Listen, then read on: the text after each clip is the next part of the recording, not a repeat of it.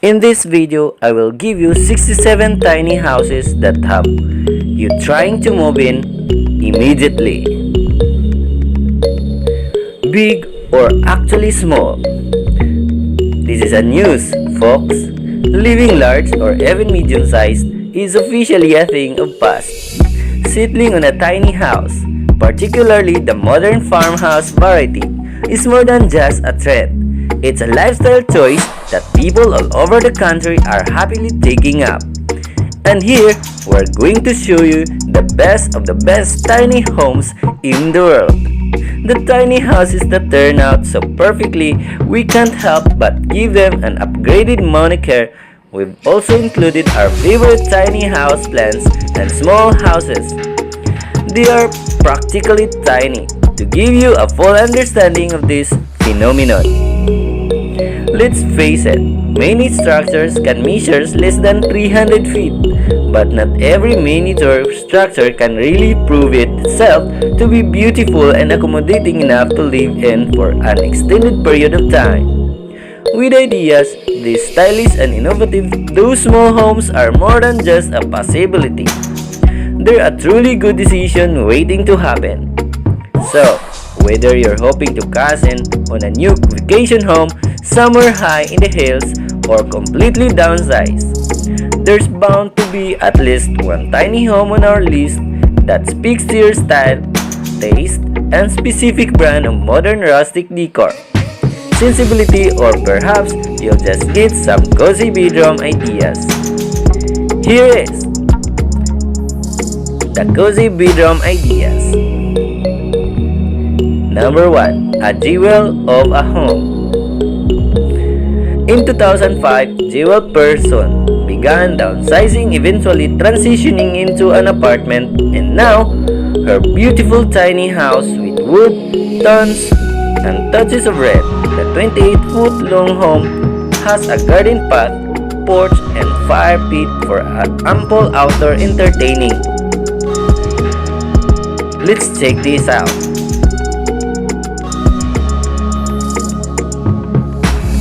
Number 2. A dynamic duo. Mark and Co. are the adorable couple behind Living Tiny with the Bashers. Their YouTube channel chronicling each other's lives in and renovations of their equally adorable tiny house. Whether chatting about the pros and cons of tiny house living or being featured on Good Morning America, Mark and Co. are the most followed for tiny house enthusiasts. Next, Quaint's Cabin. This quaint cabin is situated between Stowe and Smugglers, Knots, Vermont. The design of the Charlie-inspired structure actually dates back to 1934, when architect R.M. Slender designed a California cabin in the same shape. Next, Snow-Covered Cottage. Think of a better or cozier place to spend Christmas this year. We are there, you. This cherry destination looks like it was pulled straight out of the storybook. Another one, a 12 feet above land. The family of Atlanta-based designer and blogger Johnny Lay makes spectacular summer memories at this two-story hideaway, set among towering Georgia pines, built by her father for his grandkids. It's a beautiful and altogether magical place to grow up. Another one, Summer Camp Vibes. Inside the camp-inspired treehouse belonging to the family of Johnny Lay, there's so much stuff. Vintage items, or snow ribbons, paint by number arts, and tiny lawn chairs are accentuated and contrasted by newer details such as army-style coats. Here is a beautiful backyard art barn. This backyard studio is the ultimate creative retreat for one Minnesota artist and her daughter. It's complemented by a stunning English garden and a coat of red barn-style paint. Here is a shack by the sea. This New England shack makes us want to kick off our sandals and head straight for the shore. A colorful exterior is contrasted beautifully by faded Cape Cod shingles. Here is another one. Greenhouse meets treehouse. This upstate New York pictures perk owned by treehouse masters Christina Salway is constructed from roughly 75 salvage windows. Another one. Fort Ethos window sourcing. I joke that the structure is a family guild of salvage windows because they came from important people in our lives. Christina says we got windows from my husband's aunt, my mom, and old landlord. Another quaint little cabin. A hand-built hideaway, short on space, tall and charm, looks right at home among the Douglas firs of Port Oakland, Washington. Another, channel a little practical magic. When square footage is tight, it helps its statements pieces are both charming and useful. An old wood burning stove brings a vintage vibe to a new construction and also heats the entire place. Next, tip the scales. Compact appliances and smaller scale, custom cabinetry featuring salvage leaded fronts and old sewing drawers are just the right size for this tiny kitchen. Another one, embrace off-the-wall ideas. Built-ins are always a welcome storage solution when space is at a premium. The homeowner implemented green drawers, a garage sale find for the dresser that's built into the wall. Another one, gorgeous backyard gateway. Dallas designer Paige Morse renovated two 100-year-old sheds in her backyard to create a cozy home away from home. With just 2 rooms and 250 square feet, her space is remarkably stylish and space efficient. Another one, stylish siege. It took Paige 4 months to renovate the 2 sheds into the stunning guest house. Here is another tip. Nothing but neutrals.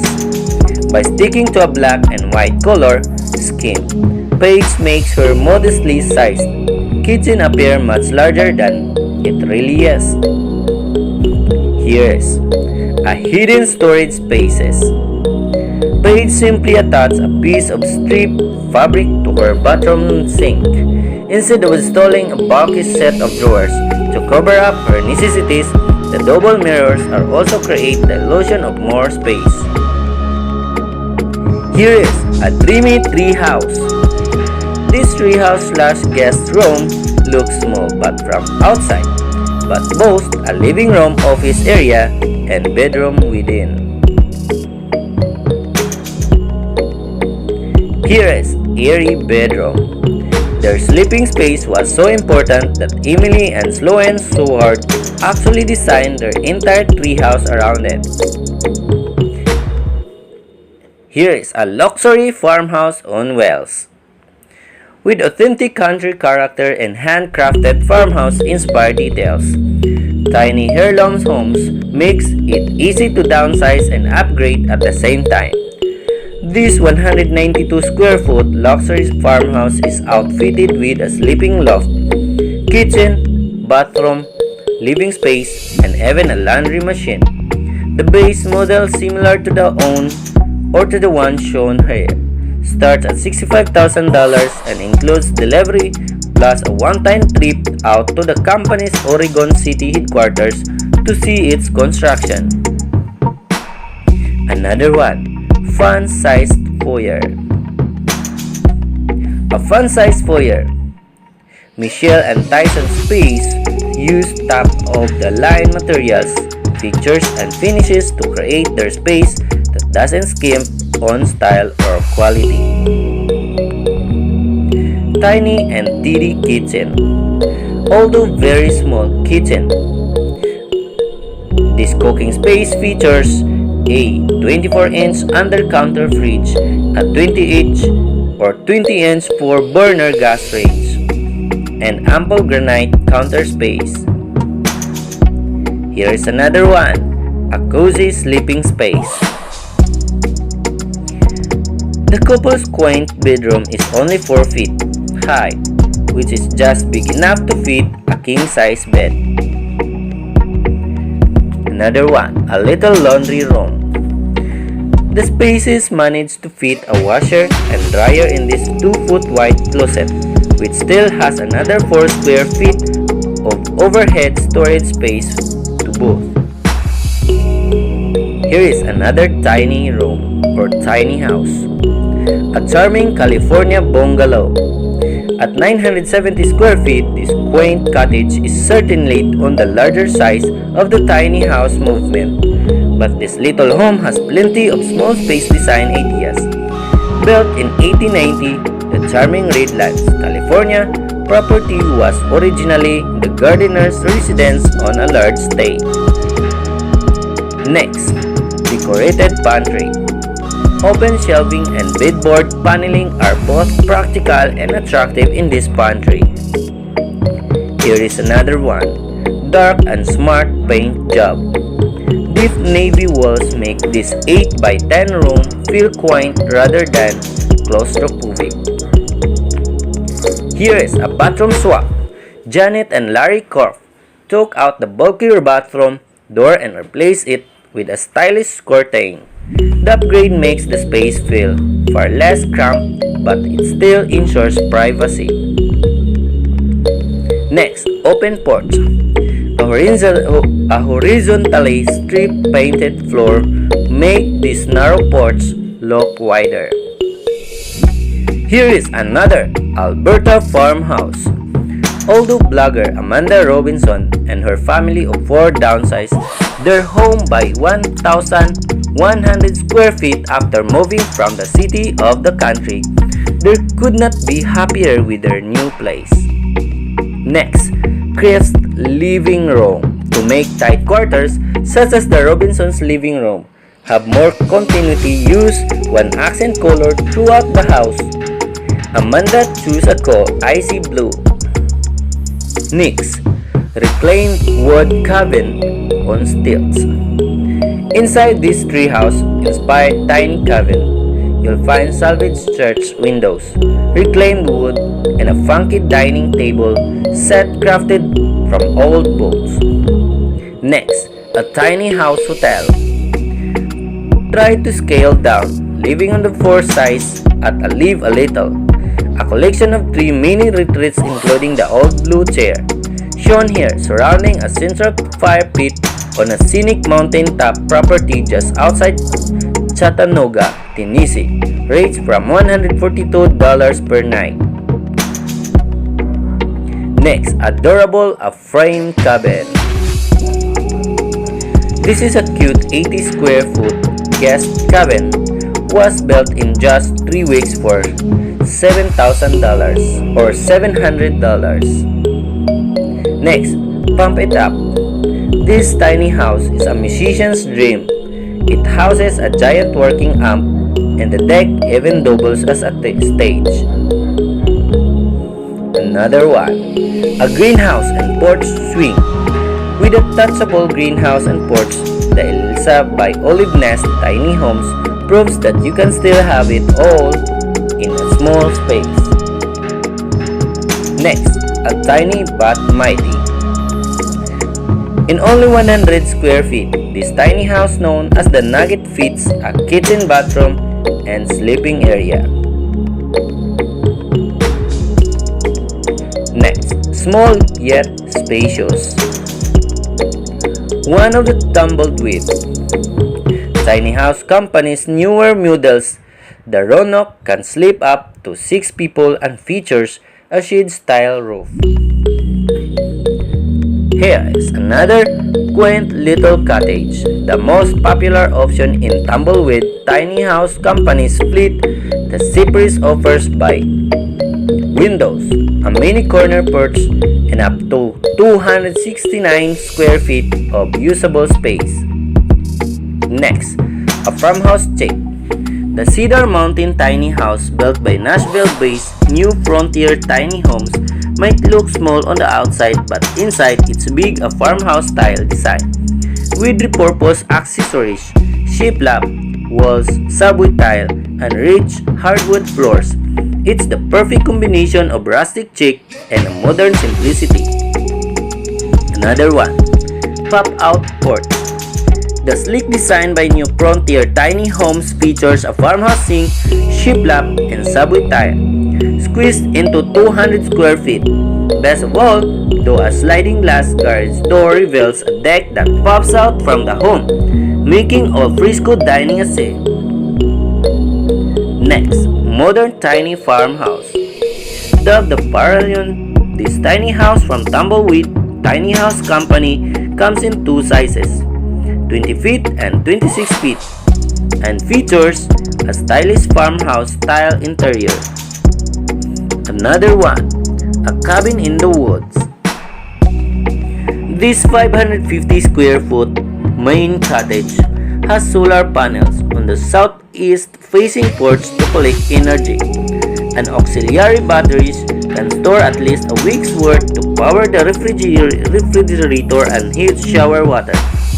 A wood stove, anchored by a hearth made of local beach stones, radiates enough warmth to entire building. Another beautiful peacock house. The peacock, named for the ship in Moby Dick, is a marvel of modern amenities and upscale materials, all cleverly maneuvered into one tight squeezes. It measures 26 feet long and weighs 11,500 pounds. Next, eclectically colorful.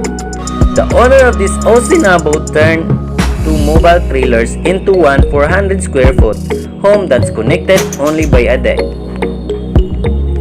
Mobile farmhouse. As soon as we walk inside this tiny 250 square foot home, a tidy and warm escape full of country character greets you. Natural light swims throughout the space, and farmhouse-inspired wood accents, most of which are made from salvaged and reclaimed wood, give it a rustic yet modern touch. Bright colors. Just one of the homes in Oregon's Mount Hood Tiny House Village, Savannah features yellow cedar plank, siding with red shutters and white trim. So welcoming. Bold design. This 280 square foot tiny house is here to prove anyone who claims you can use dark colors in a small room wrong. Instead of going light and airy, the Indigo Tiny Home by Driftwood Homes USA is decorated by pops of the dark. The last one, minimalist living. This 196 square foot house near Boise, Idaho is home of Macy Miller, her partner James, their daughter Hazel, and their Great Dane Denver. A 27-year-old architect Massey designed the home from scratch and built it on a 24-foot flatted with help from friends and family, clad in siding made of recycled polywood. The minimalist home is flooded with light and felt spacious despite its size. Hidden storage under the bed, above the pantry, and behind the fridge are contrasted with open shelving in the kitchen to make a space feel bigger. In total, Massey spent about $11,000 on her tiny house and is now able to live rent and mortgage free.